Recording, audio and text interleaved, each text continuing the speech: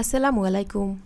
চাল কুমড়া রান্না করার পরে এর খোসাটা ফেলে না দিয়ে চাল কুমড়ার খোসা আর মসুর ডাল দিয়ে আমি একটা বড়া তৈরি করেছি। আজকে এটা আপনাদের সাথে শেয়ার করব। বিকেলের নাস্তা কিংবা গরম ভাতের সাথে এটা পরিবেশন করা যেতে পারে। তাহলে চলুন দেখিয়ে দিচ্ছি আমি বড়াটা কিভাবে তৈরি করেছি।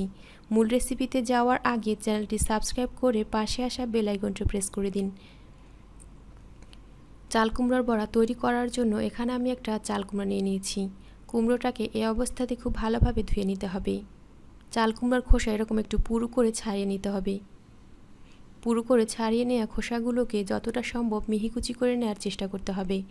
আমি যতটা সম্ভব মিহিকুচি করে নেওয়ার চেষ্টা করেছি। যেহেতু বড়াটা হতে খুব বেশি সময় লাগে না, তাই এটাকে মিহিকুচি করে নিতে হবে। এখানে আমি 1/3 কাপের মতো মসুর ডাল নিয়েছি। ডালগুলোকে 1 ঘন্টার জন্য পানিতে ভিজিয়ে রাখতে হবে। পেঁয়াজু তৈরি করার সময় আমরা যেভাবে ডালটা ভিজিয়ে রেখে খুব ভালোভাবে ধুয়ে নিই, এটাকেও খুব ভালোভাবে ধুয়ে নিতে হবে। একটা মিক্সিং বোলের মাঝে মিহিকুচি করে রাখা চাল কুমড়ার খোসা আর মসুর ডাল দিয়ে দিচ্ছি। এবার এর মাঝে দিয়ে দিচ্ছি স্বাদ মতো লবণ। 2 চা চামচ বেসন দিয়ে দিচ্ছি। 2 চা চামচ দিতে হবে চালের গুঁড়া। এখানে আমি আতপ চালের গুঁড়াটা ব্যবহার করেছি। 1/3 কাপের মতো দিয়ে দিচ্ছি পেঁয়াজ কুচি। এবার হাতের সাহায্যে সব কিছুকে খুব ভালোভাবে মেখে নিতে হবে।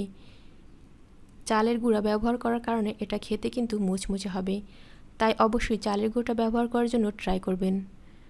ভিডিওতে একটু খেয়াল করে দেখুন, এটা কিন্তু অনেক বেশি ঝরঝরে। এটা দিয়ে কিন্তু বড়া বানানো যায় না, তাই এর মাঝে আমি সামান্য পরিমাণে পানি দিয়ে দিচ্ছি। পানিটা দেওয়ার পরও এটা কিন্তু ঝরঝরেই, তাই এর মাঝে বাইন্ডিংয়ের জন্য আরও 1 চা চামচ বেসন দিয়ে দিচ্ছি। যতক্ষণ পর্যন্ত না এটাকে বড়ার শেপ দেওয়া যায় ততক্ষণ এর মাঝে একটু একটু করে বেসন মিশিয়ে দিবেন। তারপর হাত দিয়ে একটু মিশ্রণ নিয়ে এভাবে তৈরি করে দেখবেন যে বড়াটা তৈরি করা যায় কিনা। বড়াটা যখন তৈরি করা যাবে তখন এর মাঝে মিহি কুচি করে রাখা কাঁচামরিচ দিয়ে দিচ্ছি। আপনারা যে যতটুকু ঝাল খেতে পছন্দ করেন ততটুকু কাঁচামরিচ এর মাঝে যোগ করে দিবেন। কাঁচামরিচটা দেওয়ার পরে হাত দিয়ে খুব ভালোভাবে মেখে নিতে হবে। এতে করে ঝালটা সম্পূর্ণ মিশ্রণের মাঝে ছড়িয়ে যাবে। এখানে আমি একটা ছড়ানো প্লেট নিয়ে নিয়েছি। প্লেটের মাঝে বড়াগুলো তৈরি করে রেখে দিতে হবে। বড়া বা পেঁয়াজু এটা তো আপনারা সবাই বানাতে পারেন। এটাকে আর ডিটেলসে না দেখিয়ে সবগুলো বড়া তৈরি করে নিচ্ছি। ভাজার জন্য চুলায় একটা প্যানে আমি পর্যাপ্ত পরিমাণে সয়াবিন তেল দিয়ে দিচ্ছি। এবার এর মাঝে বড়াগুলো দিতে হবে। তেলের মাঝে কোনো কিছু ছাড়তে গিয়ে যারা একটু সমস্যা পড়েন তারা চামচের সাহায্যে এভাবে বড়াগুলো ছেড়ে দিতে পারেন। এতে করে হাতে তেল চলে আসার কোনো সম্ভাবনা থাকবে না। আর একটা কথা, বড়াগুলো তেলের মাঝে দেওয়ার সময় তেলটাকে আগে থেকে খুব বেশি গরম করে নেওয়া যাবে না। এতে করে বড়াগুলো উপর থেকে কালার চলে আসবে আর ভেতরে কাঁচা থেকে যাবে। মৃদু গরম থাকা অবস্থাতেই বড়াগুলো ছেড়ে নিতে হবে। প্রথম একবার আমি বড়াগুলোকে উল্টে নিয়েছিলাম। তারপর যখন আরেকটা সাইড এরকম ব্রাউন হতে শুরু করবে তখন উল্টে দিয়ে সবগুলো বড়াকে ব্রাউন করে ভেজে নিতে হবে। যখন সবগুলো বড়া এরকম গোল্ডেন ব্রাউন কালার হয়ে আসবে তখন চামচের সাহায্যে তেল ঝরিয়ে উঠিয়ে নিচ্ছি।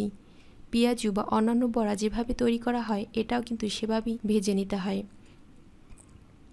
শুধুমাত্র যে টিপস দুইটা আমি দিয়েছি ওটা আপনারা ফলো করার ট্রাই করবেন। বাসায় চাল কুমড়া নিয়ে এলে খোসাটা ফেলে না দিয়ে একদিন তৈরি করে দেখবেন যে এটা খেতে কেমন হয়েছিল। গরম ভাতের সাথে অথবা বিকেলে নাস্তায় পরিবেশন করতে পারেন।